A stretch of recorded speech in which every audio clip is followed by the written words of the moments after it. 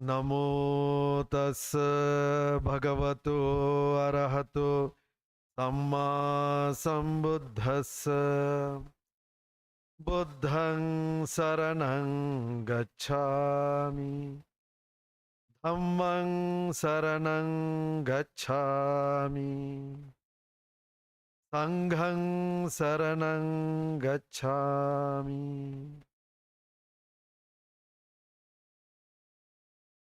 ಬುದ್ಧ ಧಮ್ಮ ಸಂಘ ಈ ತ್ರಿರತ್ನಕ್ಕೆ ನಮನಗಳು. ನಮ್ಮ ಗುರುಗಳಾದ ಪೂಜ್ಯ ಆಚಾರ್ಯ ಬುದ್ಧರಕಿತ ಬಡ ಭಂತೇಜಿ ಅವರನ್ನ ನೆನೆಸುತ್ತಾ ಅವರ ಪಾದಕ್ಕೆ ನಮಸ್ಕಾರ ಮಾಡುತ್ತಾ, ಗುರು ಭಂತೇಜಿ ಕಸಪ ಮಹಾಥೇರರವರ ಪಾದಕ್ಕೆ ನಮಿಸುತ್ತಾ, ಎಲ್ಲ ಸಂಘಕ್ಕೆ ನಮಿಸುತ್ತಾ, ಇಲ್ಲಿ ಬಂದಿರತಕ್ಕಂಥ ಉಪಾಸಕ ಉಪಾಸಕಿಯರೇ ಮತ್ತು ಆನ್ಲೈನ್ ಅಲ್ಲಿ ಇರ್ತಕ್ಕಂಥ ಉಪಾಸಕ ಉಪಾಸಕಿಯರೇ, ನಿಮ್ಮೆಲ್ಲರಿಗೂ ಮಂಗಳಮಯ ಮೈತ್ರಿಯಿಂದ ಮಹಾಬೋಧಿ ಸೊಸೈಟಿಗೆ ಇವತ್ತು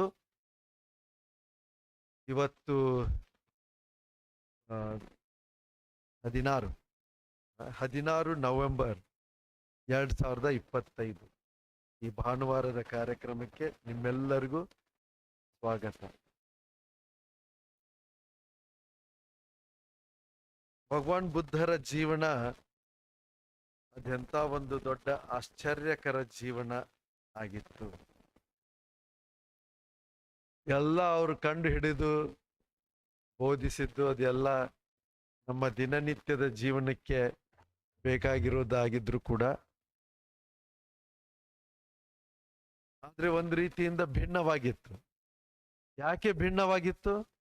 ಯಾಕೆ ಅಂತಂದ್ರೆ ಇದು ದುಃಖದಿಂದ ಮುಕ್ತಿಯನ್ನು ಹೊಂದುವ ಮಾರ್ಗ, ಆದ್ದರಿಂದ ಭಿನ್ನವಾದ ಮಾರ್ಗ. ಅನ್ಯೋಮೆ ಆಕಪ್ಪೋ ಕರಣಿಯೋತಿ ಅಭಿನ್ನಂಗ್ ಪಚ್ಚವೆ ಕಿತಬ್ಬಂಗ್ ಅಂತ ಭಗವಾನ್ ಹೇಳ್ತಾರೆ. ಅಂದ್ರೆ ನನ್ನ ಕೆಲಸ ಏನಿದೆ ಅದು ಸಂಪೂರ್ಣವಾಗಿ ಬೇರೆ ಆಗಿದೆ. ಬೇರೆ ಆಗಿದೆ ಅಂತಂದ್ರೆ ಯಾವ ತರ? ನಿಬ್ಬಾಣಕ್ಕೆ ಹೋಗುವುದು ಆಗಿದೆ. ಬೇರೆದಂತಂದ್ರೆ ನಾನು ಊಟ ಮಾಡಲ್ಲ, ಬಟ್ಟೆ ಹೆಂಗೆಂಗೋ ಹಾಕೊಳ್ತೀನಿ, ಅದು ಎಲ್ಲ ಅಲ್ಲ. ಅದು ಆ ಬೇರೆ ಅಲ್ಲ. ನಮ್ಮ ಜೀವನದ ಗುರಿ ಬೇರೆ ಆಗಿದೆ. ಜೀವನದ ಗುರಿ ನಿಬ್ಬಾಣ, ಬೋಧಿ ಜ್ಞಾನ ಪಡೆಯುವುದು, ನಿಬ್ಬಾಣ ಸುಖವನ್ನ ಪಡುವುದು.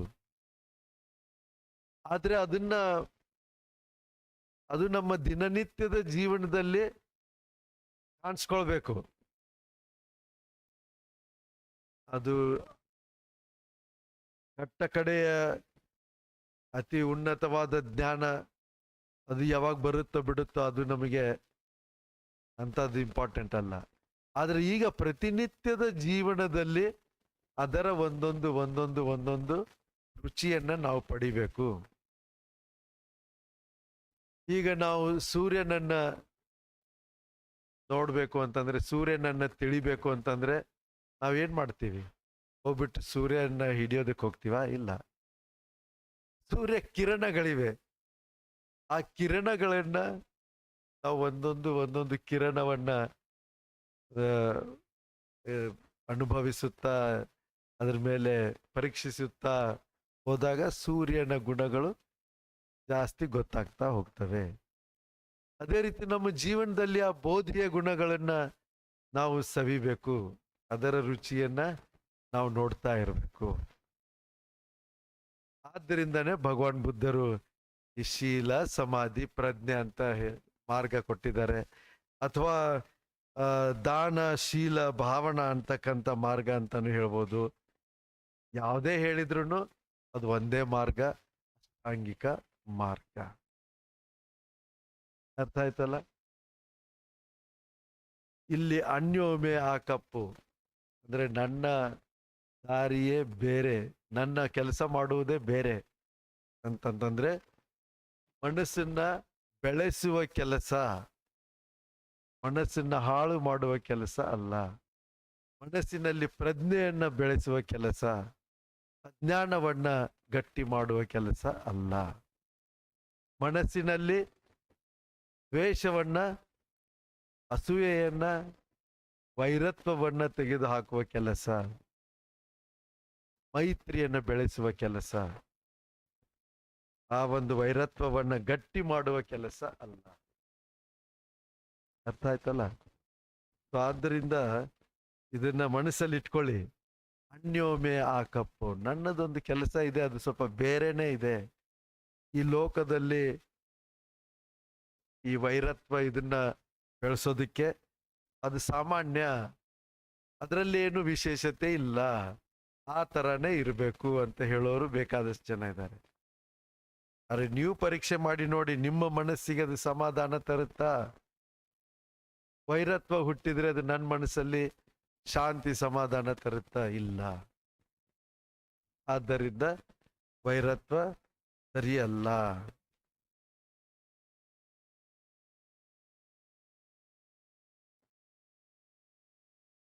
ಸೊ ಇದು ನಮ್ಮ ಭಗವಾನ್ ಬುದ್ಧರು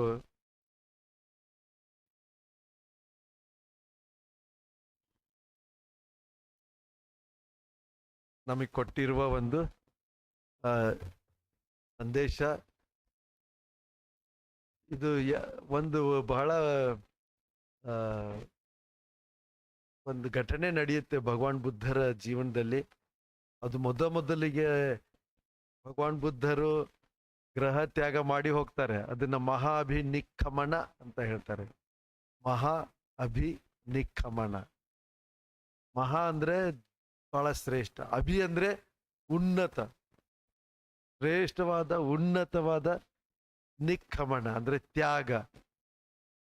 ಎಲ್ಲವೂ ಪರ್ಫೆಕ್ಟ್ ಆಗಿದ್ದಾಗ, ಇವಾಗ ಮನೆ ಬಿಟ್ಟು ಹೋಗ್ಬೇಕು ಅಥವಾ ಅದು ಮಾಡ್ಬೇಕು ಅಂತ ಏನೋ ಅಂದ್ರೆ ಏನೋ ತೊಂದರೆ ಇದೆ, ಅದು ಇದೆ ಇದು ಇದೆ ಅಂತ ಅಲ್ಲ, ಎಲ್ಲವೂ ಪರ್ಫೆಕ್ಟ್ ಆಗಿತ್ತು. ಎಲ್ಲ ಪರ್ಫೆಕ್ಟ್ ಅಂತಂದ್ರೆ ಅರಮನೆ, ಮೂರು ಅರಮನೆ. ಭಗವಾನ್ ಬುದ್ಧರಿಗೆ ಬುದ್ಧರಾಗೋದ್ಕಿಂತ ಮುಂಚೆ ಸಿದ್ಧಾರ್ಥ ರಾಜಕುಮಾರನಾಗಿದ್ದಾಗ, ಸಿದ್ಧಾರ್ಥ ರಾಜನೂ ಆದಾಗ,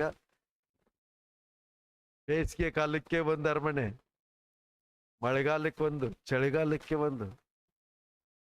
ಇಲ್ಲಿ ನಮ್ಮ ಇದರಲ್ಲಿ ಭಗವಾನ್ ಬುದ್ಧರ ಅವರೇ ವಿವರಿಸುವ ಅನೇಕ ಸೂತ್ರಗಳಿವೆ. ಯಾವ ರೀತಿ ಈ ಐಷಾರಾಮಿ ಲಕ್ಸುರಿಯಸ್ ಲೈಫ್ ಅಂತಾರಲ್ಲ, ಅದನ್ನ ಸಿದ್ಧಾರ್ಥ ಗೌತಮರು ಜೀವಿಸ್ತಾ ಇದ್ರು ಅಂತ ಅವ್ರು ಹೇಳ್ತಾರೆ. ಅದ್ಯಾವುದಕ್ಕೂ ತೊಂದರೆ ಇರಲಿಲ್ಲ. ತಂದೆ ತಾಯಿಯರ ಜೊತೆ ತೊಂದರೆ ಇಲ್ಲ, ಹೆಂಡತಿ ಮಕ್ಕಳ ಜೊತೆ ತೊಂದರೆ ಇಲ್ಲ, ಎಲ್ಲನೂ ಪರ್ಫೆಕ್ಟ್ ಆಗಿದ್ದಾಗ ಅದು ಗ್ರಹ ತ್ಯಾಗ ಮಾಡ್ತಾರೆ. ಒಂದೇ ಒಂದು ಉದ್ದೇಶ. ಯಾವ ಉದ್ದೇಶ? ಈ ದುಃಖವನ್ನ ನಿರ್ಮೂಲನೆ ಮಾಡುವ ಜ್ಞಾನವನ್ನ ನಾನು ಪಡಿಬೇಕು ಅಂತ ಹೇಳಿ ಹೋಗ್ತಾರೆ. ಸೊ ಅದು ಹೋಗಿ ಬುದ್ಧರಾಗ್ತಾರೆ. ಬುದ್ಧರಾಗಿ ಉಪದೇಶ ಕೊಡ್ತಾರೆ. ಮೊದಲನೇ ಉಪದೇಶ ಕೊಡ್ತಾರೆ ಸಾರನಾಥಲ್ಲಿ. ನಂತರ ಅಲ್ಲಿಂದ ಉರುವೇಳಗೆ ಹೋಗ್ತಾರೆ. ಅಲ್ಲೆಲ್ಲ ಬುದ್ಧಗಯ ಏರಿಯಾದಲ್ಲಿ ರಾಜಗೃಹದಲ್ಲಿ ಬಿಂಬಿಸಾರನಿಗೆ ಉಪದೇಶ ಕೊಟ್ಟಿದ್ದು. ಈ ರೀತಿ ಅನೇಕರಿಗೆ ಉಪದೇಶಗಳನ್ನೆಲ್ಲ ಕೊಟ್ಟು ಕೊನೆಗೆ ರಾಜ ಶುದ್ಧೋಧನ ಅವರ ತಂದೆ ಹೇಳ್ತಾರೆ, ಓ ನನ್ನ ಮಗ ಈಗ ಬೋಧಿ ಪಡೆದು ಬುದ್ಧರಾಗಿದ್ದಾರಂತೆ, ಅವರನ್ನ ನಾನು ಆಹ್ವಾನಿಸಬೇಕು, ನಮ್ಮ ರಾಜ್ಯದಲ್ಲಿ ಆಹ್ವಾನಿಸಿ ಅವರಿಂದ ಸ್ವಲ್ಪ ಧರ್ಮ ಕೇಳಬೇಕು. ಆಮೇಲೆ ಈ ರಾಜ್ಯದ ಉತ್ತರಾಧಿಕಾರಿ ಕೂಡ ಅವರೇ ಆಗಿರೋದ್ರಿಂದ ಅವರನ್ನು ಕರೆಸ್ಬೇಕು ಅಂತ ಹೇಳಿ ಒಂದು 1000 ಜನರನ್ನ ಕೂಡಿರ್ತಕ್ಕಂಥ ಒಬ್ಬ ಮಿನಿಸ್ಟರ್ ಅದಕ್ಕೆ ನೇತೃತ್ವದಲ್ಲಿ ಕಳಿಸ್ಕೊಡ್ತಾರೆ. ಭಗವಾನರಿಗೆ ಕಪಿಲ ವಸ್ತುವಿಗೆ ಬರಬೇಕು ಅಂತ ಆಮಂತ್ರಣ ಕೊಡು ಅಂತ ಹೇಳಿ ಅವ್ರು ಹೋಗ್ತಾರೆ. 1000 ಜನ. ಇಲ್ಲಿ ಭಗವಾನ್ ಬುದ್ಧರ ಧಮ್ಮ ಕೇಳಿ ಎಲ್ಲರೂ ಪರಿವರ್ತನೆ ಆಗಿ, ಎಲ್ಲರೂ ಭಿಕ್ಷುಗಳಾಗಿ 1000ಕ್ಕೆ 1000 ಜನನು ಅರ್ಹಂತರಾಗ್ಬಿಡ್ತಾರೆ. ಅವ್ರು ಅಲ್ಲೇ ಉಳ್ಕೊಂಡ್ಬಿಡ್ತಾರೆ ಭಗವಾನ್ರ ಹತ್ರ ರಾಜಗೃಹದಲ್ಲಿ. 2ನೇ ಗುಂಪನ್ನ ಕಳಿಸ್ತಾರೆ 1000 ಜನ. ಅದು ಹಾಗೆ ಆಗೋಗ್ಬಿಡುತ್ತೆ. ಮೂರನೇ ಗುಂಪು 4, 5, 6, 7, 8, 9 ಡೆಲಿಗೇಷನ್ಸ್, 9 ಗುಂಪುಗಳನ್ನ 1,1,000 ಜನ ಹೋಗ್ತಾರೆ. ಒಬ್ಬೊಬ್ಬ ದೊಡ್ಡ ದೊಡ್ಡ ಮಂತ್ರಿ ಅವರ ಅಡಿಯಲ್ಲಿ ಅವರೆಲ್ಲರೂ ಬಂತೇಜಿಯಾಗಿ ಅರ್ಹಂತರಾಗಿ ಅಲ್ಲೇ ರಾಜಗೃಹದಲ್ಲೇ ಉಳ್ಕೊಂಡ್ ಬಿಡ್ತಾರೆ. ಅವ್ರು ಯಾರು ತಲೆ ಕೆಡ್ಸ್ಕೊಳಕ್ ಹೋಗಲ್ಲ, ಈ ಮೆಸೇಜ್ ಕೂಡ ಕೊಡಲ್ಲ. ಅಲ್ಲಿ ಶುದ್ಧೋಧನ ಮಹಾರಾಜರು ಕರೀತಾ ಇದ್ದಾರೆ ಅಂತ. ಕೊನೆಗೆ ಇನ್ನ 9 ಜನ ಮಂತ್ರಿಗಳು, ಅವರ 9,000 ಜನ ಬರಲಿಲ್ಲ. ಯಾರನ್ನ ಕಳಿಸ್ಕೊಡ್ಬೇಕು ಅಂತ ಯೋಚನೆ ಮಾಡಿದಾಗ ಕಲುದಯಿ ಅಂತಕ್ಕಂಥ ಒಬ್ಬ ವ್ಯಕ್ತಿ, ಅವನು ಮಂತ್ರಿ ಆಗಿರ್ತಾನೆ. ಕಲುದಯಿ ಭಗವಾನ್ ಬುದ್ಧರ ಚಿಕ್ಕ ವಯಸ್ಸಿನಲ್ಲಿದ್ದಾಗ ಜೊತೆ ಜೊತೆಗೆ ಬೆಳೆದವರು, ಜೊತೆ ಜೊತೆಗೆ ಆಡಿದವರು. ಆ ಕಲುದಯಿ ಯಾವಾಗ್ಲೂ ಸಿದ್ಧಾರ್ಥನ ಜೊತೆ ಇದ್ದು ಒಂದು ರೀತಿಯಿಂದ ಸೇವೆಯನ್ನು ಮಾಡ್ತಾ ಇದ್ದ, ಒಂದು ರೀತಿಯಿಂದ ಮಿತ್ರನಂತೆನೂ ಇದ್ದ, ಒಂದು ರೀತಿಯಿಂದ ಬಹಳ ವಿಶ್ವಾಸವನ್ನು ಕೂಡ ಪಡೆದಿದ್ದ. ಆ ಕಲುದಯಿ ಈಗ ಶುದ್ಧೋಧನ ಸ್ಥಾನದಲ್ಲಿ ಮಂತ್ರಿ ಆಗಿರ್ತಾನೆ.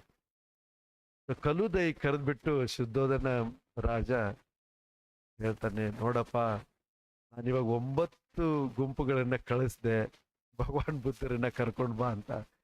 ಯಾರು ಕರ್ಕೊಂಡ್ ಬರ್ಲಿಲ್ಲ. ನನಗೇನ್ ವಿಷಯ ಮುಟ್ಟಿದೆ ಅಂದ್ರೆ, ಆ 9 ಜನ 9,000 ಅವರ ಎಲ್ಲರೂ ಭಿಕ್ಷುಗಳಾಗಿದ್ದಾರೆ, ಅವರು ಅರ್ಹಂತರಾಗಿದ್ದಾರೆ. ಇಂಥ ಒಂದು ದೊಡ್ಡ ಸಂಘ ಆಗ್ಬಿಟ್ಟಿದೆ ಈಗ. ಈಗ ಅವರೆಲ್ಲರನ್ನ ನೀನು ಹೋಗು, ಒಂದು ಸಿದ್ಧಾರ್ಥ ಗೌತಮರಿಗೆ ನನ್ನ ಆಹ್ವಾನವನ್ನು ಕೊಡಬೇಕು, ಎರಡನೇದಾಗಿ ಎಲ್ಲ ಸಂಘಕ್ಕೂ ಆಹ್ವಾನವನ್ನು ಕೊಡಬೇಕು ಅಂತ ಶುದ್ಧೋಧನ ಕಲುದಯಿ ಅವರನ್ನು ಕೇಳ್ಕೊಂಡಾಗ ಕಲುದಯಿ ಹೇಳ್ತಾರೆ, ನಾನು ಒಂದು ಷರತ್ತಿನ ಮೇಲೆ ಹೋಗ್ತೀನಿ. ಏನದು? ನಾನು ಅಲ್ಲಿಗೆ ಹೋಗಿ ನಾನು ಭಿಕ್ಷು ಆಗ್ತೀನಿ, ಅದಕ್ಕೆ ಅನುಮತಿ ಕೊಡಿ. ಆದ್ರೆ ನಿಮ್ಮ ಮೆಸೇಜ್ ಮಾತ್ರ ಹೇಗೆ ತಲುಪಿಸ್ತೀನಿ, ಈ ಸಂದೇಶವನ್ನು ನಾನು ಅವ್ರಿಗೆ ಕೊಟ್ಟೆ ಕೊಡ್ತೀನಿ, ಆದ್ರೆ ನಾನು ಮಾತ್ರ ಹೋಗೋಣಿದ್ದೇನೆ. ಸರಿ ಅಂತ ಹೇಳಿ ಕಲುದಯಿ ಮತ್ತೆ ಇನ್ನೂ 1,000 ಜನ ಅವರು ಹೋಗ್ತಾರೆ.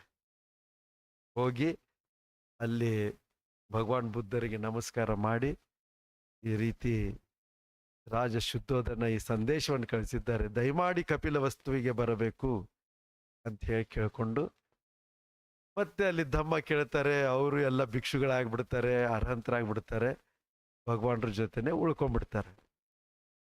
ಆಮೇಲೆ ಭಗವಾನ್ರು ಒಂದು ದಿನ ನಿರ್ಧಾರ ಮಾಡ್ತಾರೆ, ಸರಿ ನಾನು ಹೋಗ್ತೀನಿ. ಅದು ಯಾವ ದಿನ ಅಂತಂದ್ರೆ ಆಷಾಢ ಪೂರ್ಣಿಮೆ. ಈ ಮಾರ್ಚ್ ತಿಂಗಳಲ್ಲಿ ಬರುತ್ತಲ್ಲ, ನಾವು ಧಮ್ಮಪದ ಉತ್ಸವ ಮಾಡ್ತೀವಲ್ಲ, ಅದು ಆಷಾಢ ಪೂರ್ಣಿಮೆ ದಿವಸ. ಆ ಪೂರ್ಣಿಮೆಯಿಂದ 2 ತಿಂಗಳು ಸಮಯ ತಗೊಳ್ತಾರೆ ಕಪಿಲ ವಸ್ತು ಮುಟ್ಲಿಕ್ಕೆ. ಬುದ್ಧ ಪೂರ್ಣಿಮೆ, ವೈಶಾಖ ಪೂರ್ಣಿಮೆ ಅಂತ ಏನ್ ಮಾಡ್ತೀವಲ್ಲ, ಮೇ ತಿಂಗಳಲ್ಲಿ, ಮಾರ್ಚ್ ಇಂದ ಏಪ್ರಿಲ್, ಏಪ್ರಿಲ್ ಇಂದ ಮೇ, 2 ತಿಂಗಳು ಕಾಲ ಸಮಯ ತಗೊಳ್ತಾರೆ. ಅಲ್ಲಿಂದ ನಿಧಾನಕ್ಕೆ ನಡ್ಕೊಂಡು ಹೋಗ್ತಾರೆ. ಒಂದೊಂದು ಊರಿಂದ ಒಂದು ಊರಿಗೆ ಹೋಗಿ ಆ ಊರಲ್ಲಿ ಧರ್ಮೋಪದೇಶ ಮಾಡೋದು, ಅಲ್ಲಿ ಒಂದು ರಾತ್ರಿ ಇರೋದು, ಮತ್ತೆ ಮುಂದಿನ ಊರಿಗೆ ಹೋಗೋದು. ಈ ರೀತಿ 60 ದಿನ ಭಗವಾನ್ರು ತಗೊಳ್ತಾರೆ.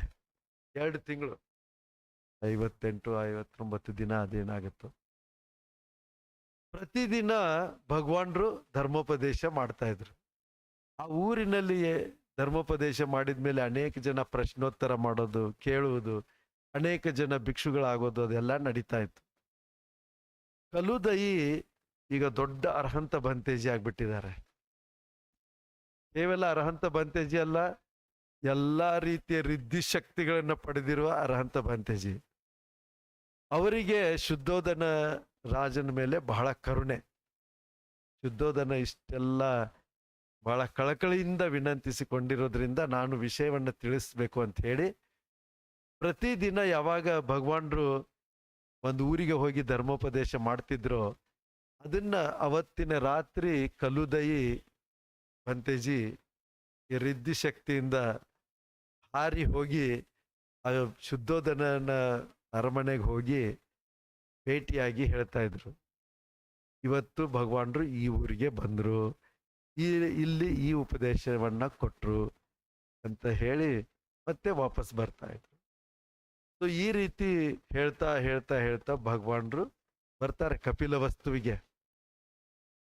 ಕಪಿಲ ವಸ್ತುವಿಗೆ ಬಂದಾಗ ಓ ಅದೆಂತ ದೊಡ್ಡ ನೋಡಿ, ಮನಸ್ಸು ಅನ್ನೋದೇನಿದೆ ಅಲ್ಲ, ಅದು ಹೇಗೆ ಆಟ ಆಡುತ್ತೆ, ಅಹಂಕಾರ ಅನ್ನುವುದು ಅದು ಹೇಗೆ ಆಟ ಆಡಿಸುತ್ತೆ. ಈಗ ಭಗವಾನ್ ಬುದ್ಧರು ಇಷ್ಟೆಲ್ಲ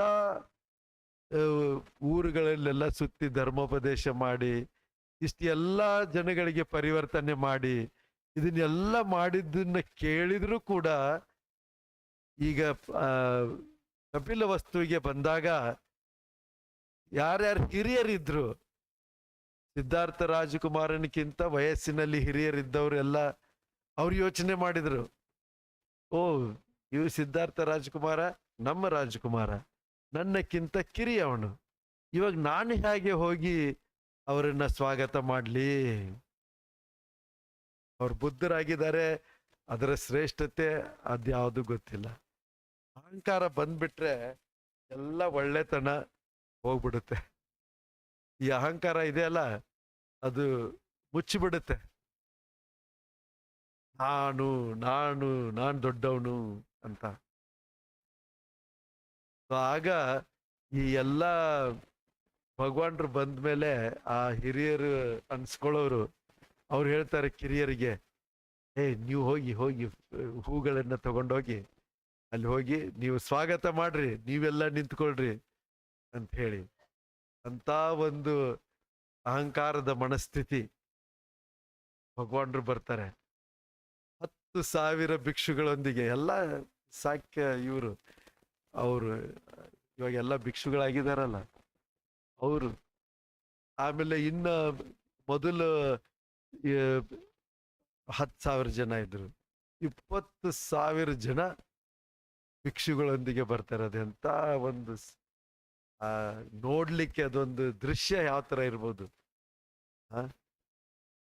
ಭಗವಾನ್ರು ಬರ್ತಾರೆ, ಬಂದು ಅಂತ ಒಂದು ದೊಡ್ಡ ಇದು ಬಂದಾಗ ಅನೇಕರಿಗೆ ಶ್ರದ್ಧೆ ಬಂದು ಇಡೀ ಈ ರಾಜಮಾರ್ಗದಲ್ಲಿ ಎರಡು ಕಡೆ ಲಕ್ಷ ಲಕ್ಷ ಜನ ನಿಂತ್ಕೊಂಡು ನಮಸ್ಕಾರ ಮಾಡಿ ಇದನ್ ಮಾಡ್ತಾರೆ. ಅದನ್ನೆಲ್ಲ ನೋಡಿ ಅನೇಕ ಹಿರಿಯರು ಅನ್ಸ್ಕೊಂಡವ್ರು, ಅವ್ರಿಗೆ ಏನು ಮಾನ ಇತ್ತು ಆ ಮಾನ ಹೋಗಿ ಅವರು ಕೂಡ ನಮಸ್ಕಾರ ಮಾಡಿದ್ರು. ಆದ್ರೆ ಇನ್ನೂ ಅನೇಕರು ಉಳ್ಕೊಂಡ್ಬಿಟ್ರು. ಈ ನಾವು ಹಿರಿಯರು, ಅವ್ರ ಕಿರಿಯರು, ನಾವ್ಯಾಕೆ ಇದನ್ ಮಾಡ್ಬೇಕು, ನಾವ್ಯಾಕೆ ಹೋಗಿ ಎದ್ದು ನಿಂತ್ಕೋಬೇಕು, ನಾವ್ಯಾಕೆ ನಮಸ್ಕಾರ ಮಾಡ್ಬೇಕು ಅಂತ. ಭಗವಾನ್ರು ಬರ್ತಾರೆ, ಅಲ್ಲಿ ಬಂದು ದೊಡ್ಡ ಒಂದು ಮೈದಾನ ಇರುತ್ತೆ, ಅಲ್ಲಿಗೆ ಬರ್ತಾರೆ. ಆಗ ಸಾರಿಪುತ್ತ ಬಂತೇಜಿಯವರು ಅವ್ರು ಇಲ್ಲಿ ರಾಜಗೃಹದ ವೇಳುವಣದಲ್ಲಿದ್ರು. ಅವರು ಭಗವಾನ್ ಬುದ್ಧರಿಗೆ ನಾನು ನಮಸ್ಕಾರ ಮಾಡಿ ಬರ್ಬೇಕು ಅಂತ ಹೇಳಿ ಅವರು ಕೂಡ ತಮ್ಮ ರಿದ್ಧಿ ಶಕ್ತಿಯಿಂದ ಬಂದು ಭಗವಾನ್ರಿಗೆ ನಮಸ್ಕಾರ ಮಾಡ್ತಾರೆ. ಅವಾಗ ಅವ್ರು ನೋಡ್ತಾರೆ, ಇಲ್ಲಿ ಜನ ಒಂಥರ ವಿಚಿತ್ರವಾಗಿದ್ದಾರಲ್ಲ ಇವರು, ಎಷ್ಟೊಂದು ಜನ ಇಲ್ಲಿ ಶ್ರದ್ಧೆ ಭಕ್ತಿಯಿಂದ ನಮಸ್ಕಾರ ಮಾಡ್ತಾ ಇದ್ದಾರೆ, ಬಟ್ ಇಲ್ಲಿ ಇನ್ನೂ ಸಾವಿರಾರು ಜನ ಹಾಗೆ ನಿಂತ್ಕೊಂಡಿದ್ದಾರೆ, ಏನಾಗ್ತಾ ಇದೆ ಅವ್ರ ಮನಸ್ಸಲ್ಲಿ ಅಂತ ನೋಡಿದೆ. ಅವ್ರ ಮನಸ್ಸನ್ನ ನೋಡಿದಾಗ ಆ ಮಾನ ಇದೆ, ಮಾನ, ಅಹಂಕಾರ. ನಾವು ದೊಡ್ಡವರು, ವಯಸ್ಸಿನಲ್ಲಿ ದೊಡ್ಡವರು, ಇವರು ಕಿರಿಯವರು, ನಾವು ಸಾಕ್ಯ ವಂಶದವರು, ಸಾಕ್ಯ ವಂಶದ ಇದು ಈ ತರ ಇದೆ, ಅದರ ಪೀಳಿಗೆ ಈ ರೀತಿಯಿಂದ ಬಂದಿದೆ. ಆ ಎಲ್ಲ ವಿಚಿತ್ರ ಯೋಚನೆಗಳು. ಸೊ ಆಗ ಸಾರಿಪುತ್ತ ಬಂತೇಜಿಯವ್ರಿಗೆ ಗೊತ್ತಾಗತ್ತೆ, ಓ ಸಮಯ ಬಂದಿದೆ, ಈಗ ಇವ್ರಿಗೆಲ್ಲ ಒಂದು ಒಳ್ಳೆಯ ಧರ್ಮೋಪದೇಶ ಆಗ್ಬೇಕು ಭಗವಾನ್ ಬುದ್ಧರಿಂದ ಅಂತ ಹೇಳಿ ಸಾರಿಪುತ್ತ ಬಂತೇಜಿಯವರು ಭಗವಾನ್ರ ಮುಂದೆ ಬಂದು ಎಲ್ಲ ಬಟ್ಟೆ ಸರಿ ಮಾಡಿಕೊಂಡು ನಮಸ್ಕಾರ ಮಾಡ್ತಾರೆ. ಓ ಭಗವಾನ್ ಬುದ್ಧರೇ, ನಿಮಗೆ ನಮಸ್ಕಾರ. ನಿಮಗೆ ಇಡೀ ತ್ರಿಲೋಕವೇ ನಿಮಗೆ ನಮಸ್ಕಾರ ಮಾಡ್ತಾ ಇದೆ. ಇಲ್ಲಿ ಜನರ ಮೇಲೆ ಕರುಣೆಯಿಂದ ನೀವು ಯಾರು ಅಂತ ಹೇಳಬೇಕಾಗಿ ವಿನಂತಿ. ಸೊ ನೀವು ಸಾಕ್ಯ ವಂಶದವರ ಅಂತ ಕೇಳಿದಾಗ, ಇಲ್ಲ, ನಾನು ಸಾಕ್ಯ ವಂಶದವನಲ್ಲ. ಮತ್ತೆ ಯಾರು? ನಾನು ಬುದ್ಧ ವಂಶಕ್ಕೆ ಸೇರಿದವನು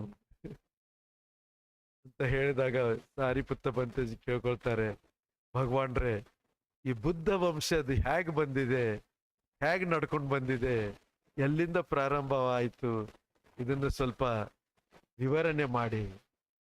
ಆಮೇಲೆ ಇಲ್ಲಿ ತುಂಬಾ ಲಕ್ಷ ಲಕ್ಷ ಜನ ಇರೋದ್ರಿಂದ ಎಲ್ಲರಿಗೂ ಕಾಣುವಂತೆ ತಾವು ಅಂತ ಒಂದು ಸ್ಥಳದಲ್ಲಿ ಈ ಉಪದೇಶವನ್ನು ಕೊಡಬೇಕಾಗಿ ವಿನಂತಿ ಅಂತ ಕೇಳ್ಕೊಂಡಾಗ ಭಗವಾನ್ರಿಗೆ ಗೊತ್ತಾಗತ್ತೆ ಇದೆಲ್ಲ. ಸೊ ಭಗವಾನ್ರು ಏನ್ ಮಾಡ್ತಾರೆ, ಒಂದು ಆಕಾಶದಲ್ಲಿ ಹೋಗ್ತಾರೆ. ಆಕಾಶದಲ್ಲಿ ಹೋಗಿ ಒಂದು ಸೇತುವೆ ತರ ಪ್ಲಾಟ್ಫಾರ್ಮ್ ಮಾಡಿ ಅಲ್ಲಿ ನಡೀತಾ ನಡೀತಾ ಅದ್ರ ಮೇಲೆ ಕೆಳಗೆ ಈ ತರ ನಡೀತಾ ನಡೀತಾ ಬುದ್ಧ ವಂಶ ಧರ್ಮೋಪದೇಶ ಮಾಡ್ತಾರೆ. ಬುದ್ಧ ವಂಶ ಅಂತಾನೆ ಒಂದು ಇವಾಗ ತ್ರಿಪಿಟಕದ ಪುಸ್ತಕ ಇದೆ, ಬುದ್ಧ ವಂಶ. ಅವ್ರು ಪ್ರಾರಂಭ ಮಾಡ್ತಾರೆ, ದೀಪಂಕರ ಭಗವಾನ್ ಬುದ್ಧರು.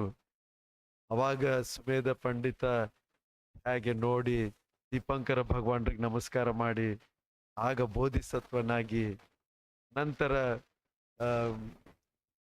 ದೀಪಂಕರ ಆದ್ಮೇಲೆ ಶರಣಂಕರ,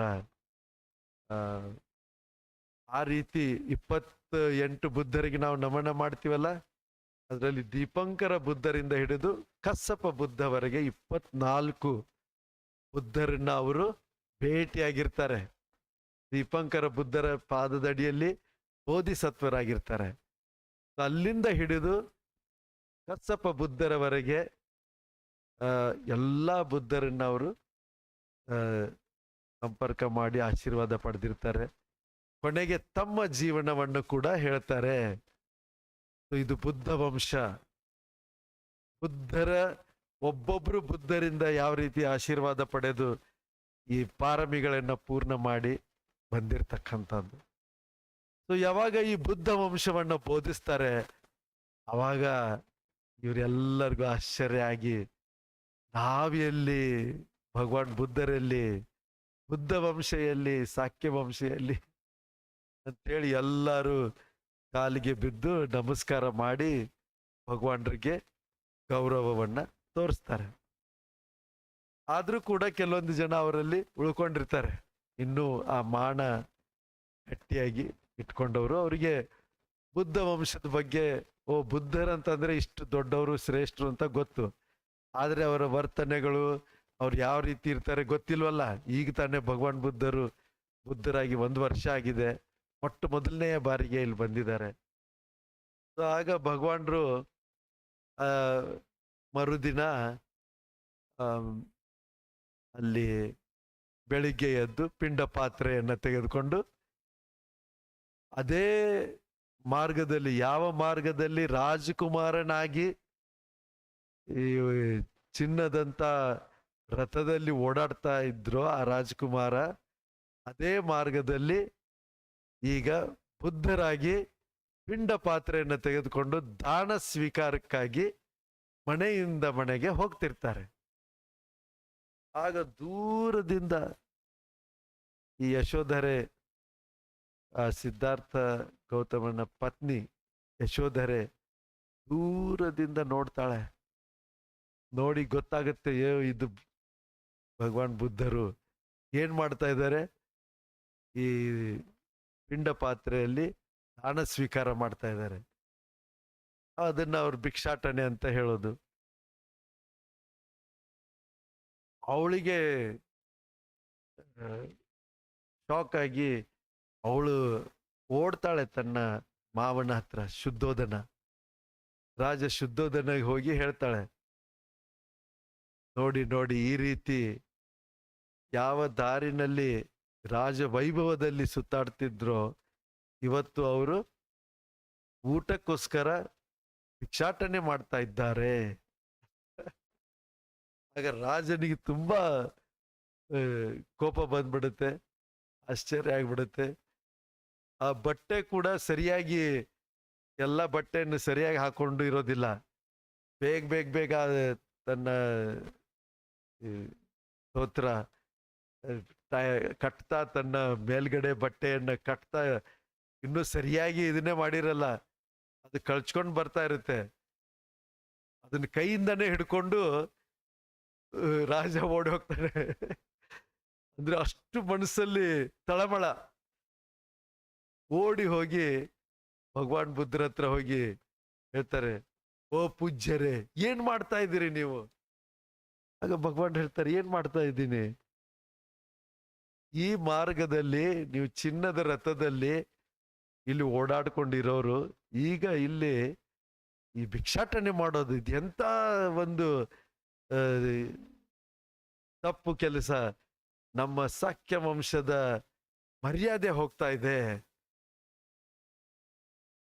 ಒಕ್ಕಾಕನಿಂದ ಹಿಡಿದು ಮಹಾಸಮ್ಮತದಿಂದ ಹಿಡಿದು ಒಕ್ಕಾಕನಿಂದ ಹಿಡಿದು ಇಷ್ಟೊಂದು ಸಾವಿರ ಸಾವಿರ ಪೀಳಿಗೆಯಲ್ಲಿ ಬಂದರೂ ಕೂಡ ಯಾರೂ ಈ ತರ ಭಿಕ್ಷೆನ ಬೇಡಿರ್ಲಿಲ್ಲ. ನೀವು ಯಾವ ತರ ಈ ತರ ಮಾಡ್ತಾ ಇರೋದ್ರಿಂದ ನನ್ನ ಮರ್ಯಾದೆ ಹೋಗ್ತಾ ಇದೆ, ನಮ್ಮ ಸಾಕ್ಯ ವಂಶದ ಮರ್ಯಾದೆ ಹೋಗ್ತಾ ಇದೆ ಅಂತ ಹೇಳಿದಾಗ ಭಗವಾನ್ರು ಬಹಳ ಕರುಣೆಯಿಂದ ಹೇಳ್ತಾರೆ, ಓ ಮಹಾರಾಜ, ಈ ಒಕ್ಕಾಕನ ಏನ್ ಸಂತತಿ ಅಂತ ನೀನ್ ಹೇಳ್ತಾ ಇದೆಯಲ್ಲ, ನಾನು ಅದಕ್ಕೆ ಸೇರಿದವನಲ್ಲ. ಸಾಕ್ಯ ವಂಶ ಅಂತ ನೀನೇನ್ ಹೇಳ್ತಾ ಇದೆಯಲ್ಲ, ಅದಕ್ಕೆ ನಾನು ಸೇರಿದವನು ಅಲ್ಲ. ನನ್ನದು ಬುದ್ಧ ವಂಶ. ಬುದ್ಧ ವಂಶದಲ್ಲಿ ಕೇಳು, ಎಲ್ಲಾ ಬುದ್ಧರು ಇದೇ ರೀತಿ ಮಾಡಿದ್ದು. ಕೈಯಲ್ಲಿ ಪಿಂಡ ಪಾತ್ರೆ ಹಿಡಿದು ಮನೆಯಿಂದ ಮನೆಗೆ ಒಂದು ಮನೆಯನ್ನು ತಪ್ಪಿಸದೆ, ಶ್ರೀಮಂತನ ಮನೆ ಆಗಿರ್ಲಿ, ಬಡವನ ಮನೆ ಆಗಿರ್ಲಿ, ಯಾರದೇ ಮನೆ ಆಗಿರ್ಲಿ, ಅದೇ ನಿಯಮ. ಎಲ್ಲರ ಮನೆ ಮುಂದೆನೂ ಹೋಗಿ ನಿಂತ್ಕೊಳ್ಳೋದು, ಅದು ಭಿಕ್ಷೆ ಕೇಳೋದಂತ ಅಲ್ಲ, ದಾನ ಸ್ವೀಕಾರ. ಬಹಳ ಮೈತ್ರಿಯಿಂದ ನಿಂತ್ಕೊಳ್ಳೋದು. ಯಾರಾದ್ರೂ ದಾನ ಕೊಟ್ರು ಮೈತ್ರಿ, ಕೊಡದೆ ಇದ್ರು ಮೈತ್ರಿ, ಒಳ್ಳೆ ರುಚಿ ರುಚಿ ಆಹಾರ ಕೊಟ್ರು ಮೈತ್ರಿ, ಕೆಟ್ಟದಾಗಿರೋ ಹಳಸಿ ಹೋಗಿರುವ ಆಹಾರ ಕೊಟ್ರು ಮೈತ್ರಿ. ಭಗವಾನ್ ಹೇಳಿದ್ರು, ಇದು ಬುದ್ಧ ವಂಶದಲ್ಲಿ ನಡೆದುಕೊಂಡು ಬಂದ ಮಾರ್ಗ. ಅದನ್ನ ನಾನು ಅನುಸರಿಸ್ತಾ ಇದ್ದೀನಿ ಮಹಾರಾಜ.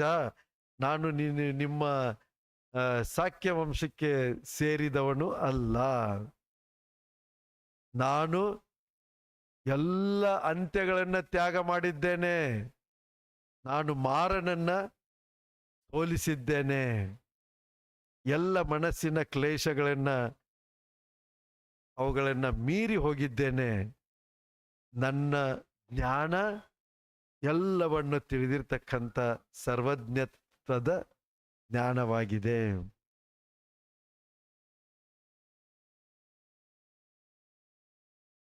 ಆ ಒಂದು ಜ್ಞಾನದಿಂದ ನೋಡಿ ಬುದ್ಧ ಭಗವಾನರು ಯಾವ ರೀತಿ ನಡ್ಕೊಳ್ತಾ ಇದ್ರು ಅವರ ಒಂದು ಪದ್ಧತಿಯನ್ನ ನಾನು ಆಚರಿಸುತ್ತಿದ್ದೇನೆ ಓ ಮಹಾರಾಜ ಅಂತ ಹೇಳಿ, ಅಲ್ಲೇ ರಸ್ತೆನಲ್ಲಿ ನಿಂತ್ಕೊಂಡಿದ್ರಲ್ಲ ಭಗವಾನ್ರು, ನಿಂತ್ಕೊಂಡಾಗ ಇದನ್ನ ಹೇಳಿದ್ಮೇಲೆ ಮಹಾರಾಜ ಶುದ್ಧೋಧನನ ಮನಸ್ಸು ಶಾಂತವಾಗಿಬಿಡುತ್ತೆ. ಶಾಂತವಾಗಿದ್ದಾಗ ಸ್ವಲ್ಪ ಯೋಚನೆ ಮಾಡೋದಕ್ಕೆ ಪ್ರಾರಂಭ ಮಾಡ್ತಾರೆ. ಏನೋ ಒಂದು ಹೊಸದಾಗಿ ಹೇಳ್ತಾ ಇದಾರಲ್ಲ ಇವರು, ಇದರಲ್ಲಿ ಏನೋ ಇರಬೇಕು, ನನಗೆ ಗೊತ್ತಿಲ್ಲದೆ ಇರೋ ವಿಷಯ ಇದು, ಇದರಲ್ಲಿ ಏನೋ ಇರಬೇಕು ಅಂತ ಹೇಳಿ ಮನಸ್ಸು ಶಾಂತವಾಗಿ ಭಗವಾನ್ರು ಇನ್ನೇನು ಹೇಳ್ತಾರೆ ಕೇಳೋಣ ಅಂತ ಹೇಳಿ ಬಹಳ ಉತ್ಸಾಹದಿಂದ, ಮನಸ್ಸು ಕೂಡ ಅರಳಿರುವ ಮನಸ್ಸಿನಿಂದ ಕೇಳುವಾಗ ಭಗವಾನ್ರು ಹೇಳ್ತಾರೆ, ಯಾವಾಗಲೂ ಒಬ್ಬ ವ್ಯಕ್ತಿ, ಇದನ್ನ ಖ್ಯಾತೆಯಲ್ಲಿ ಹೇಳ್ತಾರೆ, ಯಾವಾಗಲೂ ಒಬ್ಬ ವ್ಯಕ್ತಿ ಜಾಗೃತ ಭಾವದಲ್ಲಿ ಇರಬೇಕು. ಕೆಟ್ಟತನವನ್ನ, ಅಕುಶಲವನ್ನ ಮನಸ್ಸಿನಿಂದ ಕ್ಷಣ ಕ್ಷಣಕ್ಕೂ ತೆಗೆದು ಹಾಕ್ತಾ ಇರಬೇಕು. ಧಮ್ಮಚಾರಿ ಅಂದ್ರೆ ಧಮ್ಮದ ಮಾರ್ಗದಲ್ಲಿ ನಡೆಯುವನಾಗಿರಬೇಕು. ಧಮ್ಮಚಾರಿ ಸುಖಂಸೇತಿ ಅಸ್ಮಿಂಗ್ ಲೋಕೆ ಪರಂಹಿಚ. ಧಮ್ಮಚಾರಿ ಆದವನು ಇಲ್ಲಿಯೂ ಸುಖದಿಂದ ಇರ್ತಾನೆ, ಮುಂದೆಯೂ ಸುಖದಿಂದ ಇರ್ತಾನೆ. ಸತ್ ಮೇಲೆ ಮುಂದಿನ ಗತಿಯೂ ಕೂಡ ಚೆನ್ನಾಗಿರುತ್ತೆ ಅಂತ ಹೇಳಿದಾಗ, ಶುದ್ಧೋಧನ ರಾಜ ಈ ಪಾರಮಿಗಳನ್ನ ಪೂರ್ಣ ಮಾಡಿದ್ರು. ಪಾರಮಿಗಳನ್ನ 1,00,000 ಕಲ್ಪದವರೆಗೆ ಪಾರಮಿ ಪೂರ್ಣ ಮಾಡಿದ್ರು. ಆದ್ದರಿಂದ ಈ ವಚನ ಕೇಳ್ತಿದ್ದ ಹಾಗೆ ತೀಕ್ಷ್ಣ ಪ್ರಜ್ಞೆ, ಮಂದ ಪ್ರಜ್ಞೆ, ತೀಕ್ಷ್ಣ ಪ್ರಜ್ಞೆ ಅಂತಕ್ಕಂಥ 2 ರೀತಿ. ಕೆಲವೊಂದು ಜನ ನಿಧಾನವಾಗಿ ಅರ್ಥ ಮಾಡ್ಕೊಳ್ತಾರೆ, ಮಂದ ಪ್ರಜ್ಞೆ. ಇನ್ನೊಂದು ತೀಕ್ಷ್ಣ ಪ್ರಜ್ಞೆ, ತಕ್ಷಣ ತಿಳ್ಕೊಂಡ್ಬಿಡ್ತಾರೆ.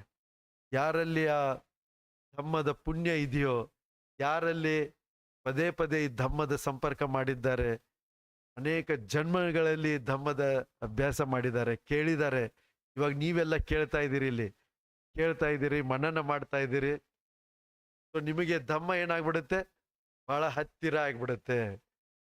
ಯಾವಾಗ ಹತ್ತಿರ ಆಗುತ್ತೆ, ಮುಂದೆ ಯಾವಾಗಾದ್ರೂ ಒಬ್ಬ ಭಗವಾನ್ ಬುದ್ಧರು ಬೋಧಿಸಿದ್ರೆ ತಕ್ಷಣ ನೀವು ಕ್ಯಾಚ್ ಮಾಡ್ಕೊಂಡ್ಬಿಡ್ತೀರಿ. ಅರ್ಥ ಆಯ್ತಲ್ಲ? ಸೊ ಆದ್ದರಿಂದ ಶುದ್ಧೋಧನ ರಾಜನ ಪಾರಮಿಗಳು ಪೂರ್ಣವಾಗಿತ್ತು. 1,00,000 ಕಲ್ಪ ಅವರು ಈ ಪಾರಮಿಗಳನ್ನ ಪೂರ್ಣ ಮಾಡಿದ್ರು. ಆದ್ರಿಂದ ಧಮ್ಮವನ್ನ, ಆ ಪುಣ್ಯದ ಫಲದಿಂದ ಬೇಗ ಅರ್ಥ ಮಾಡ್ಕೊಂಡ್ಬಿಡ್ತಾರೆ. ಆ ಒಂದು ಗಾಥೆಯನ್ನು ಕೇಳ್ತಿದ್ದಂಗೆನೆ ಸೋತಾಪಣ್ಣ ಆಗ್ಬಿಡ್ತಾರೆ. ನೋಡಿ, ಸೋತಾಪಣ್ಣ ಆಗ್ಬಿಡೋದು ಎಂತ ಒಂದು ಸ್ಥಿತಿ. ಬೋಧಿಯ ಮೊದಲನೆಯ ಹಂತ ಸೋತಾಪಣ್ಣ.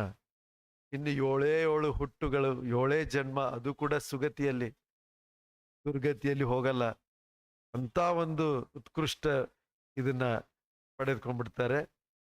ಅದನ್ನ ಧಮ್ಮ ಚಕ್ಕು ಉದಪಾದಿ ಅಂದ್ರೆ ಧರ್ಮದ ಕಣ್ಣು, ಧರ್ಮದ ದರ್ಶನ ಉತ್ಪನ್ನ ಆಯ್ತು.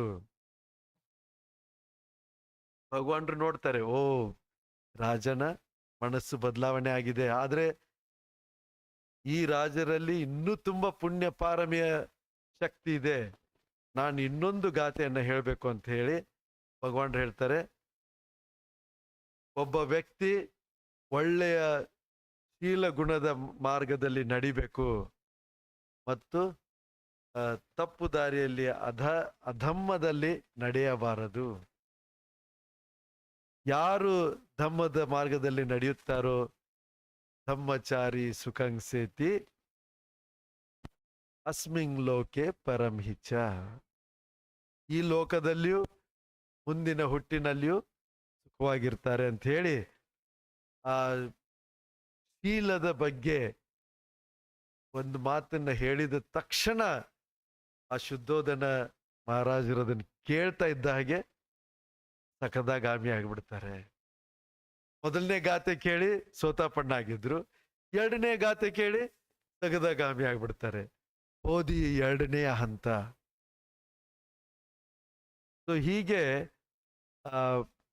ಅವರು ಸಗದಾಗಾಮಿ ಆದ್ಮೇಲೆ ಅವರ ಶ್ರದ್ಧೆ, ಅವರ ಜ್ಞಾನ ಎಷ್ಟೊಂದು ಉತ್ಪನ್ನ ಆಗುತ್ತೆ. ತಕ್ಷಣ ಅಲ್ಲೇ ಭಗವಾನ್ ಬುದ್ಧರಿಗೆ ನಮಸ್ಕಾರ ಮಾಡಿ, ಭಗವಾನ್ರೆ ದಯಮಾಡಿ ಅರಮನೆಗೆ ಬನ್ನಿ, ನಾವು ಕೂಡ ಸಂಘದಾನವನ್ನ ಕೊಡ್ತೀವಿ ಅಂತ ಹೇಳಿ ಅವಾಗ ಅರಮನೆಗೆ ಭಗವಾನ್ರನ್ನ ಸಂಘವನ್ನ ಆಮಂತ್ರಣ ಮಾಡ್ತಾರೆ. ಆಮಂತ್ರಣ ಮಾಡಿ ಕರ್ಕೊಂಡು ಹೋಗಿ ಅಲ್ಲೆಲ್ಲ ಊಟ ಮಾಡಿಸ್ತಾರೆ.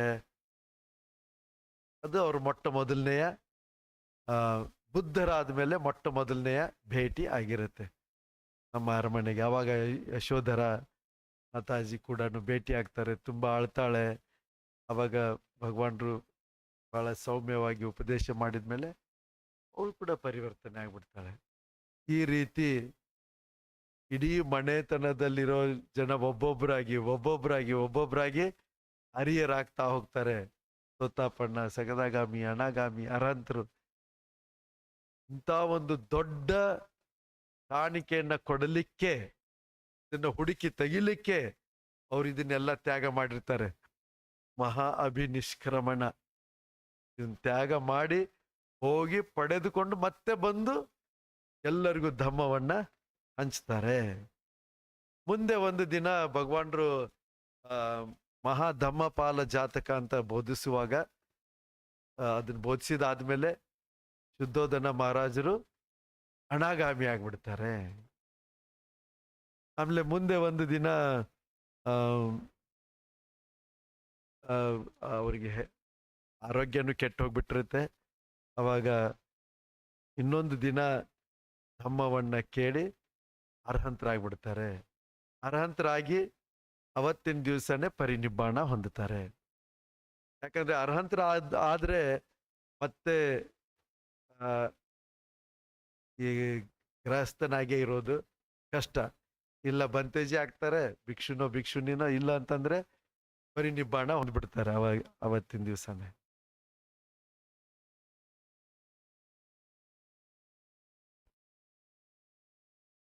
ಸೊ ಹೀಗೆ ಇಡೀ ಸಾಕ್ಯ ವಂಶದ ಒಬ್ರಲ್ಲ ಇಬ್ರಲ್ಲ, ರಾಜಮನೆತನದಲ್ಲಿ ನೂರಾರು ಸಾವಿರಾರು ಜನ, ಸಾಕ್ಯ ವಂಶದ ನೂರಾರು ಸಾವಿರಾರು ಜನ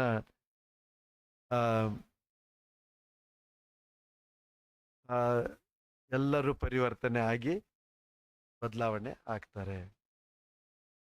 ನಂತರ ರಾಹುಲ ಅವರ ಮಗ ರಾಹುಲ 7 ವರ್ಷದ ಬಾಲಕ. ರಾಹುಲ ಹೋಗಿ ಭಗವಾನ್ ಬುದ್ಧರಿಗೆ ಕೇಳ್ತಾರೆ. ಭಗವಾನ್ ಬುದ್ಧರ ಚೀವರದ ತುದಿಯನ್ನು ಹಿಡಿದು ಕೇಳ್ತಾರೆ, ಓ ಭಗವಾನ್ರೇ, ನೀವು ನನ್ನ ತಂದೆ, ನನಗೆ ಬರಬೇಕಾದ ಆಸ್ತಿ ಪಾಸ್ತಿ ಏನಿದೆ ಅದನ್ನು ಕೊಡ್ಬೇಕು ಅಂತ ಕೇಳ್ಕೊಂಡಾಗ ಭಗವಾನ್ರು ಬಹಳ ಸಂತೋಷಪ್ಪ ಹೇಳಿ ಸಾರಿಪುತ್ತ ಬಂತೇಜಿಗೆ ಹೇಳ್ತಾರೆ, ಇವನು ನನ್ನ ಆಸ್ತಿಯನ್ನು ಕೇಳ್ತಾ ಇದ್ದಾನೆ, ಇವನಿಗೆ ಕೊಡು ನನ್ನ ಆಸ್ತಿ ಏನಿದೆ ಅಂತ. ಸಾರಿಪುತ್ತ ಬಂತೇಜಿಯವರು ಅವನಿಗೆ ಕರ್ಕೊಂಡೋಗಿ ತಲೆ ಬೋಳ್ಸ್ಬಿಟ್ಟು ಪಿಂಡ ಪಾತ್ರೆ ಚೀವರ ಕೊಟ್ಟು ಸಾಮಾನ್ಯರ ಮಾಡ್ಬಿಡ್ತಾರೆ. ಇದೇ ಭಗವಾನ್ ಬುದ್ಧರ ಆಸ್ತಿ, ತಗೋ ಅಂತ. ಸೊ ಹಾಗೆ ಅವ್ರ ಮನೆಯಲ್ಲಿ ಎಲ್ಲ ಇದು ಬದಲಾವಣೆ ಆಗ್ತಾರೆ. ಶುದ್ಧೋಧನನಿಗೆ ನೋವಾಗುತ್ತೆ. ನೋವಾಗಿ ಭಗವಾನ್ ಬುದ್ಧರ ಹತ್ರ ಬಂದು ಶುದ್ಧೋಧನ ಕೇಳ್ಕೊಳ್ತಾರೆ, ಭಗವಾನ್ರೇ, ನೀವು ಹೋದ್ಮೇಲೆ ಇನ್ನು ನೀವು ಬರಲ್ಲ ಅಂದ್ಬಿಟ್ಟು ನಂದ ಕೂಡ ಶುದ್ಧೋಧನ ಮಗನಾಗಿರ್ತಾನೆ. ಆದ್ರೆ ಪ್ರಜಾಪತಿ ಗೌತಮಿಯ ಮಗ. ಸಿದ್ಧಾರ್ಥ ಗೌತಮರು ಮಹಾಮಾಯಾದೇವಿ ಅವ್ರ ಮಗ. ಸೊ ಅವರಿಬ್ರು ಶುದ್ಧೋಧನನ ಹೆಂಡತಿಯರಾಗಿರ್ತಾರೆ. ಸೊ ನಂದನನ್ನ ರಾಜನನ್ನಾಗಿ ಮಾಡೋದಿಕ್ ಪ್ರಯತ್ನ ಮಾಡಿದೆ, ಆದ್ರೆ ಅವನನ್ನು ಕೂಡ ನೀವು ಪರಿವರ್ತನೆ ಮಾಡಿಬಿಟ್ರಿ, ಭಿಕ್ಷು ಆಗ್ಬಿಟ್ಟ. ಇನ್ನ ರಾಹುಲನನ್ನ ನಾನು ಮುಂದಿನ ರಾಜನನ್ನಾಗಿ ಮಾಡೋಣ ಅನ್ಕೊಂಡೆ, ಆದ್ರೆ ಇವಾಗ ನೋಡಿದ್ರೆ ಅವನು ಕೂಡ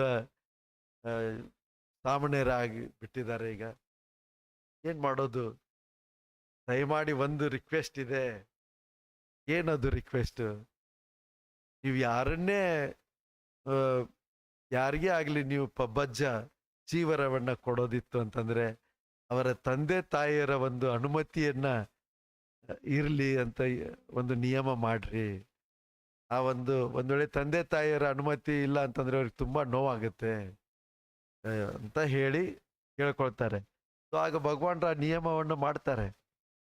ಯಾರೇ ಪಬ್ಬಜ್ಜ ತಗೋಬೇಕು ಅಂತಂದ್ರೆ ಅವರು ತಂದೆ ತಾಯಿಯರ ಅನುಮತಿ ಇದ್ರೆ ಮಾತ್ರ. ಇಲ್ಲೂ ನಮ್ಮಲ್ಲೂ ನಾವು ಬಂತೇಜಿ ಮಾಡ್ತೀವಲ್ಲ, ಎಲ್ಲರಿಗೂ ತಂದೆ ತಾಯಿಯರ ಅನುಮತಿ ಇದ್ರೆ ಮಾತ್ರ ಮಾಡ್ತೀವಿ.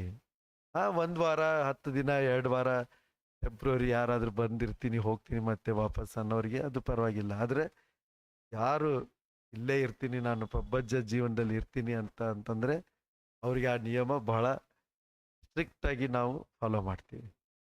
ಒಂದ್ ವಾರಕ್ಕೆ ಅಂತಂದ್ರೆ ಹೇಳ್ತೀವಿ, ಹಾ ಅನುಮತಿ ಇದೆಯಾ ಅಂತ. ಒಂದ್ ವಾರಕ್ಕೆ ಅನುಮತಿ ಇದೆ ಮೋಸ್ಟ್ಲಿ. ಅದಕ್ಕೆ ಯಾರು ಅಡೆತಡೆ ಮಾಡಲ್ಲ. ಒಂದ್ ವಾರ ಹೋಗಯ್ಯ ಹೋಗ್ಬಿಟ್ಟು ಬಾ ಅಂತ ಹೇಳ್ತಾರೆ. ಆದ್ರೆ ಆ, ಅದಕ್ಕಿಂತ ಜಾಸ್ತಿ ಅಂತಂದ್ರೆ ಅನುಮತಿ ಇರಲ್ಲ. ಸೊ ಇಲ್ಲಿ ಅನೇಕ ಜನ ಯುವಕರು ಬರ್ತಾರೆ, ಆದ್ರೆ ಅವರಿಗೆ ತಂದೆ ತಾಯಿಯರ ಅನುಮತಿ ಇರುವುದಿಲ್ಲ. ಸೊ ಇದು ಆಮ್, ಈ ನಿಯಮ ಇವತ್ತಿಗೂ ನಡ್ಕೊಂಡು ಬಂದಿದೆ. ತಂದೆ ತಾಯಿಯರ ಅನುಮತಿಯಿಂದ ಭಿಕ್ಷು ಅಥವಾ ಭಿಕ್ಷುನಿ ಅದು ಏನೇ ಮಾಡೋದು. ಸೊ ಇದು ಭಗವಾನ್ ಬುದ್ಧರು ಬೋಧಿಸಿರ್ತಕ್ಕಂಥದ್ದು. ನಿಮ್ಮೆಲ್ಲರಿಗೂ ಒಳ್ಳೆಯದಾಗಲಿ. ಬುದ್ಧ ಧಮ್ಮ ಸಂಘದ ಆಶೀರ್ವಾದ ನಿಮ್ಮೆಲ್ಲರ ಮೇಲೆ ಇರಲಿ. ಕಡೆ ಬಂತೆ ಗುರು ಬಂತೆ ಎಲ್ಲರ ಆಶೀರ್ವಾದದಿಂದ ನಿಮ್ಮ ಒಂದು ಧಮ್ಮದ ಶ್ರದ್ಧೆ ಪ್ರಜ್ಞೆ ಇವು ಬೆಳೀತಾ ಇರಲಿ. ಈ ಎಲ್ಲ ಅನೇಕ ಘಟನೆಗಳು, ಭಗವಾನರ ಕಾಲದಲ್ಲಿ ನಡೆದ ಘಟನೆಗಳು, ಅವೆಲ್ಲ ಅನೇಕ ರೀತಿಯಿಂದ ನಮಗೆ ಒಂದು ಸ್ಪಷ್ಟತೆ, ಪ್ರಜ್ಞೆ ಮತ್ತು ಶ್ರದ್ಧೆಯನ್ನ ನಮ್ಮ ಮನಸ್ಸಿನಲ್ಲಿ ಬೆಳೆಸ್ತಾ ಇರಲಿ. ಭವತು ಸಬ್ಬ ಮಂಗಳಂ ರಕ್ಷಂತು ಸಬ್ಬ ದೇವತಾ ಸಬ್ಬ ಬುದ್ಧಾನುಭಾವೇನ ಸಬ್ಬ ಧಮ್ಮಾನುಭಾವೇನ ಸಬ್ಬ ಸಂಘಾನುಭಾವೇನ ಸದಾ ಸುಖಿ ಭವಂತು ತೇ. ಸಾಧು ಸಾಧು.